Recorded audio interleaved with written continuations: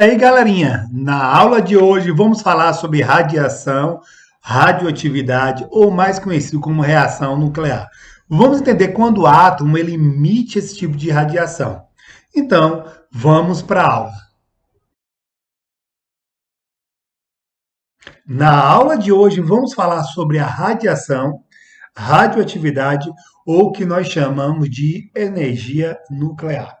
Galera, quando nós lembramos da nossa infância, sempre temos os nossos heróis. E a grande maioria desses heróis estão envolvidos com a questão da radiação ou radioatividade. Por exemplo, quando eu falo sobre a questão do incrível Hulk, vocês vão ver que ele entrou em contato com a radiação gama e aí desenvolveu esse superpoder de ter essa incrível força. Hoje nós temos também a questão dos X-Men Evolution, aonde você vê que o Ciclope ele solta um raio, uma radiação dos seus olhos, e nós temos também a Tempestade, que ela consegue controlar o tempo e também joga raios, né, isso, nos seus inimigos. Então a radiação está muito ligada ao nosso dia a dia. Vamos ver e entender por quê. A grande questão da radiação radioatividade é porque nós temos que ter um controle nesse tipo de reação. É uma reação que acontece em cadeia, uma reação onde ela começa, ela vai até o final, ela libera muita energia, né? Isso, só para vocês terem noção, 1 grama de urânio equivale a 1 tonelada de TNT, que é a trinitroglicerina. Galera, outra questão também que nós temos é a produção do lixo. Esse lixo radioativo é um tipo de lixo que também ele polui o meio ambiente. E polui durante muito tempo, e é um tipo de poluição que é complicado, porque para você tentar isolar a radiação é muito difícil. Vamos tentar entender agora o que é essa radiação, radioatividade ou reação nuclear. É a emissão de partícula ou energia que ela vem do núcleo do átomo. As reações que nós vimos anteriormente, sem ser as reações nucleares, são reações que acontecem através da eletrosfera. Mas esse tipo de reação é uma reação que acontece diretamente no núcleo do átomo. Vamos tentar entender o seguinte, que os modelos atômicos ele teve uma grande evolução devido à questão da radiação utilizada pelo homem. Por exemplo, o modelo atômico de Thomson, ele é um modelo que é uma esfera onde tu contém cargas positivas e negativas. Para Rutherford chegar ao seu modelo, ele utilizou a radiação, radioatividade. Em seguida, teve a complementação do seu modelo com Bohr. Mais tarde se descobre que o núcleo desse átomo ele contém partículas que são positivas e partículas sem cargas, que nós chamamos ela de nêutron, segundo Kadrich. Vamos agora ver como é o núcleo do átomo. Preste bem atenção que o núcleo do átomo, se ele tivesse só partículas positivas, prótons, é isso, ele teria uma grande repulsão, pouca estabilidade. Mas a presença do nêutron ele atenua a repulsão dos prótons, fazendo com que esse núcleo se torne um núcleo estável. Então, pessoal, esse núcleo, para conseguir estabilidade, ele precisa ter um número de nêutrons maior do que o número de prótons. Ou muitas vezes, em alguns casos, tem que ser igual.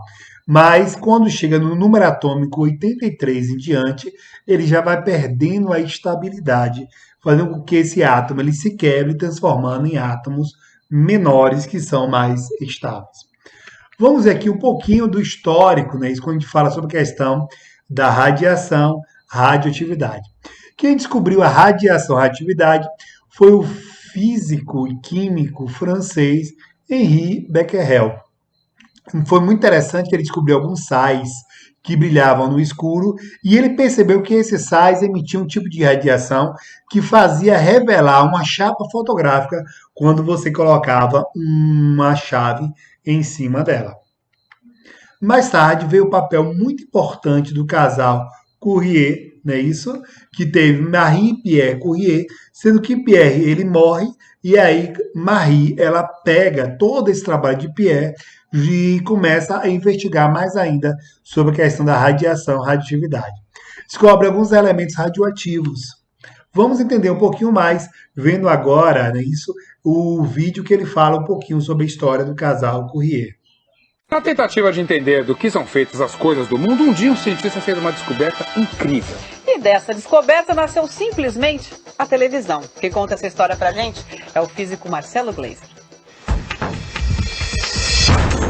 No fim do século XIX, a grande pergunta parecia respondida. O mundo e tudo o que existe é feito de átomos. De tão pequenos, eles são invisíveis a olho nu. Quem deu essa resposta foi um cientista inglês chamado Dalton. Dalton tinha uma doença nos olhos que, anos depois, foi batizada em sua homenagem, o daltonismo, que é a dificuldade para enxergar certas cores.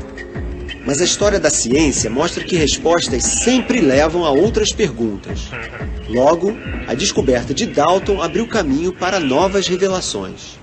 Em 1897, outro cientista inglês fez uma experiência que demonstrou: tudo o que existe no mundo é mesmo feito de átomos, mas esses átomos não são indivisíveis. Existem pedacinhos de matéria ainda menores, muito menores. A experiência foi revolucionária. Não só ela mostrou que a ciência estava longe de desvendar o enigma da matéria, como também abriu caminho para uma tecnologia que faz parte de nossas vidas até hoje: a televisão. O cientista se chamava J.J. Thomson, nascido e formado na mesma cidade onde Dalton viveu, Manchester, no norte da Inglaterra. Thomson pegou um tubo de vidro, pintou a parte de dentro com tinta fosforescente, ajeitou aqui e ali e ligou a engenhoca na eletricidade. Ao ser acionado, o tubo produziu uma radiação. Um feixe que corria de um lado ao outro do tubo, produzindo uma luz brilhante ao se chocar com o vidro. Analisando com muita precisão os resultados, Thomson concluiu: a luz brilhante vinha de partículas mínimas, muito menores e mais leves que o menor dos átomos. Mais tarde, essa partícula recebeu o nome de elétron. E Thomson demonstrou que ele era parte de todos os átomos. O elétron, a partícula responsável pela eletricidade que move a sociedade moderna. O elétron abriu caminho para as maravilhas da eletrônica, uma partícula que provocou uma revolução. Tudo que se vê na tela de uma televisão com tubo de imagem é, na verdade, uma grande dança de elétrons. Olhando bem de perto, repare como a tela é feita de vários pontinhos. Cada um desses pontinhos é um canal, por onde correm elétrons que formam as imagens.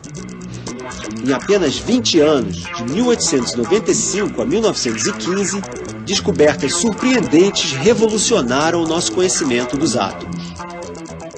Um cientista francês chamado Henri Becquerel queria entender por que alguns minerais brilhavam espontaneamente. Esses minerais pareciam ter uma fonte de energia invisível e inesgotável. Mas como era possível minerais brilharem no escuro? Quem deu a resposta foi o casal mais famoso da história da ciência, Pierre e Marie Curie. Marie Curie foi a maior cientista mulher de todos os tempos. Nascida na Polônia, seu nome de solteira era Maria Sklodowska. Desde pequena, ela mostrou muito talento e inteligência, mas por pouco não pôde seguir carreira. A pequena Maria era uma aluna exemplar. Primeira da turma, terminou a escola com apenas 15 anos, mas ela não pôde entrar na universidade porque era mulher. Maria então resolveu trabalhar como governanta. Começou a guardar dinheiro. Quando conseguiu o suficiente, comprou uma passagem e se mandou de Varsóvia para Paris. Foi estudar.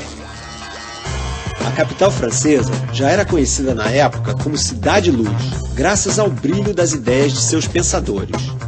Maria estava em casa. Ela se matriculou na mais famosa das universidades parisienses, a Sorbonne, e estudou física, química e matemática. Foi uma aluna brilhante, a primeira da turma. Lá, ela conheceu um professor, Pierre Curie, com quem se casou. E foi assim que Maria Sklodowska virou Marie Curie. Marie Curie foi aluna de Becquerel. aquele cientista que estava intrigado com os minerais que brilham no escuro. Primeira mulher a receber o título de doutora na França, ela pôs mãos à obra junto com o marido para desvendar esse mistério. Foi nesse pequeno laboratório que Marie Curie e seu marido Pierre começaram a entrar para a história da ciência. Aqui, eles descobriram por que alguns minerais brilham no escuro.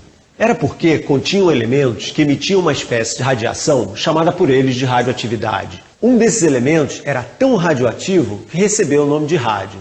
O outro foi batizado de polônio, em homenagem à terra natal de Marie Curie. Pelas descobertas, o casal Curie dividiu o Prêmio Nobel de Física com Henri Becquerel. A parceria deles foi muito bem sucedida, mas durou pouco. Em 1906, Pierre foi atropelado por uma carruagem nesta ponte em Paris. Marie seguiu seu caminho e continuou produzindo intensamente.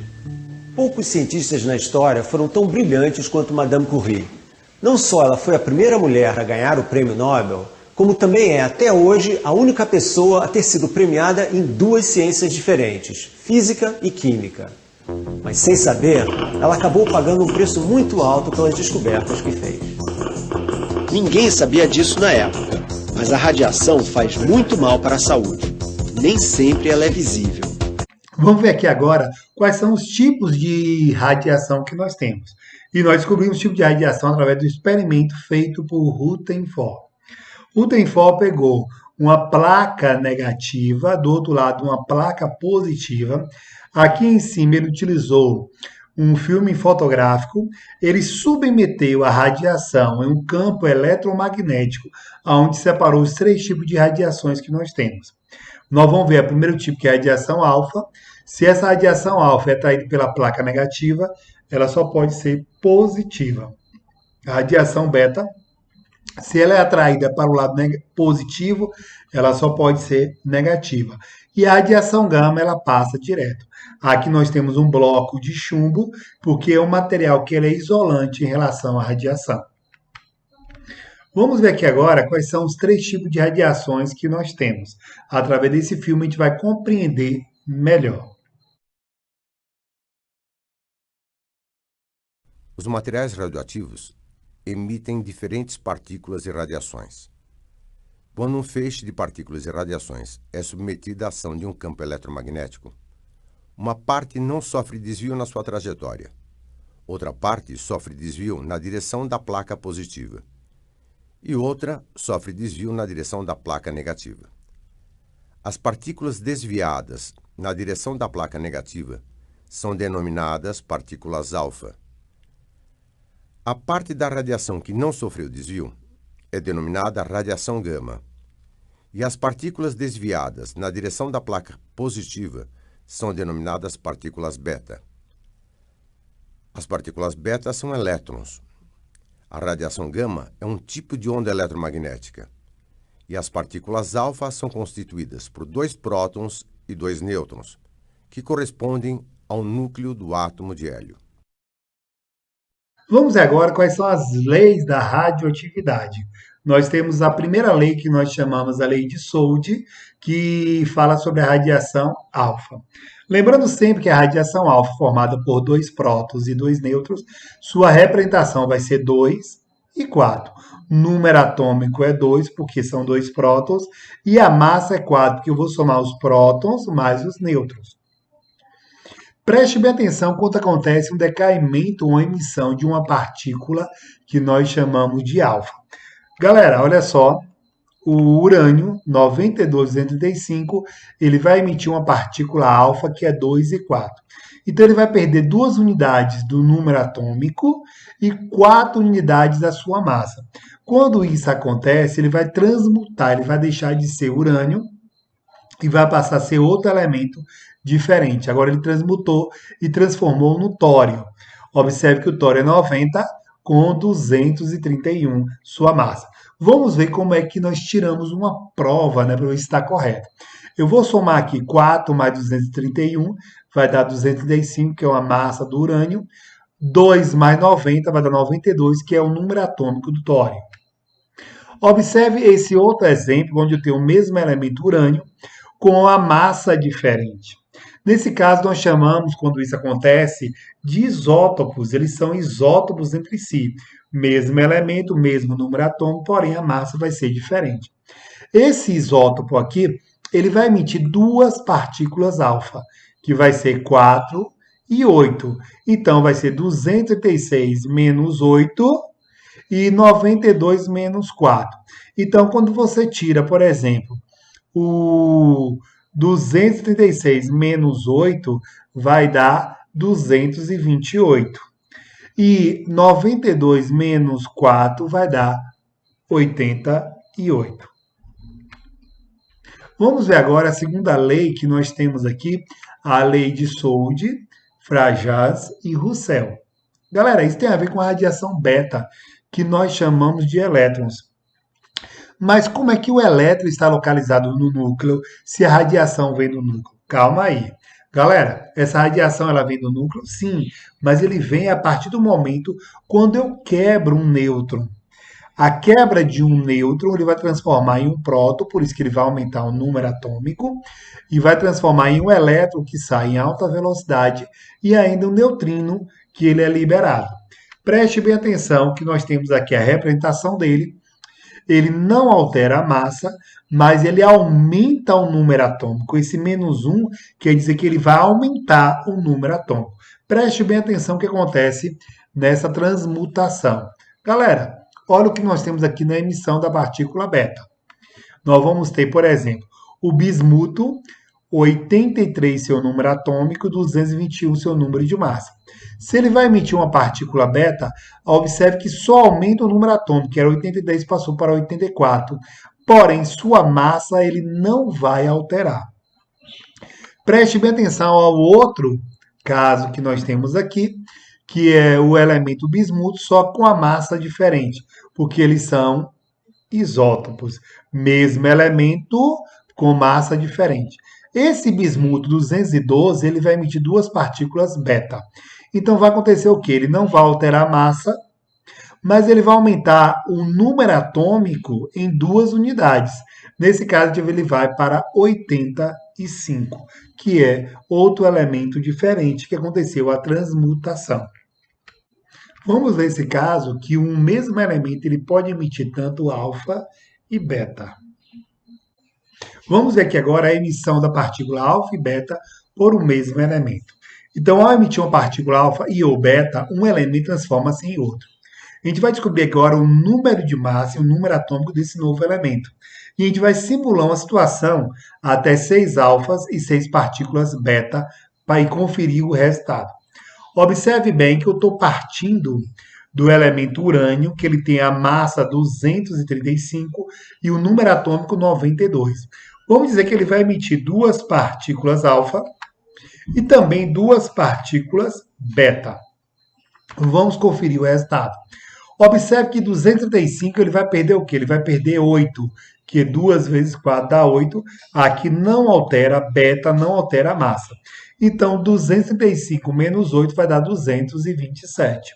Porém, o seu número atômico ele vai perder 4, mas ganha 2. Ao perder 4 e ganhar 2, só vai perder 2. Então, aqui vai ser 90. Então, a gente vai procurar saber quem é esse elemento na tabela periódica. Vamos ver aqui agora quando ele tem a emissão da partícula gama. Quando ele emite gama, observe que gama são ondas eletromagnéticas, ele não altera nem a massa, nem o número atômico, então ele não altera nada, só vai emitir apenas ondas eletromagnéticas.